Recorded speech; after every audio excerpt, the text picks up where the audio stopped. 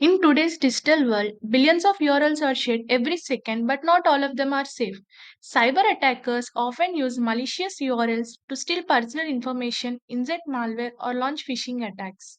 By analyzing URL structures, IP patterns, and network behavior, we can accurately differentiate between legitimate and malicious URLs in real time. Cyber attacks are becoming headline news almost every week, showing how urgent and critical cybersecurity has become in today's digital era. We are Team IPShielders and we are excited to present our innovative solution at the Smart India Hackathon 2025. The problem statement focuses on the identification of URL based attacks from IP data. The statement is provided by the prestigious organization National Technical Research Organization, and this problem falls under the category blockchain and cybersecurity. Our project title URL Threat Monitor.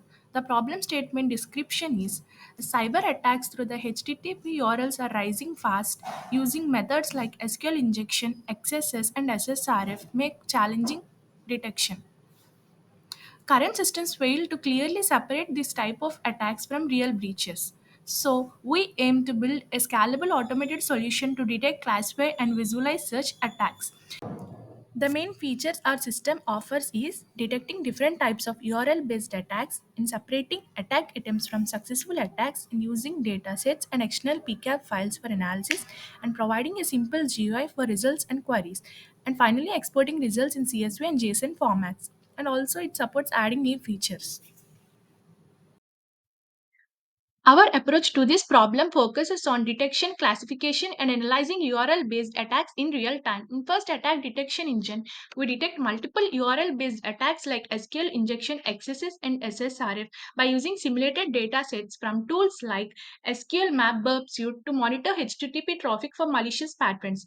And then we classify and categorize different types of malicious URL based activities such as phishing, malware distribution, and then spam. And next, data integration. We support large self-generated datasets and ingest PCAP files to store results in structure format for any queries. And visualize attacks by type and status, provide real-time search and filtering option by interactive dashboard showing graphs, charts, and attack timelines. And finally, we export results in CSV and JSON formats and generate attack summary reports and share logs for any further analysis. This is the graphical interface that we designed for users to interact to check whether a URL is safe or malicious and safeguard themselves from any URL cyber attacks. Here is what is a malicious URL and how to check whether a URL is safe or unsafe. First step is to enter the link and wait for a few moments and finally see the results for whether a URL is safe or malicious. Should you choose CyberGuard? It works on all platforms with massive data sets with machine learning and it's completely free for everyone. In the dashboard section, we can inject PCAP file that controls network traffic, and we have to process the file, and we can paste the URL in the URL analysis section and check whether the URL is malicious. Here the URL detected is malicious. We can also paste a safe URL. Let's paste a google.com URL which is safe URL. So here we can say that URL is safe. In the export results section, we can export results either in CSV and JSON format, in which the result will be in a column structure with timestamp and IP range. And in the attack analytics section, we can see total number of attacks occurred, successful attacks, and also the graph showing multiple type of attacks occurred over time.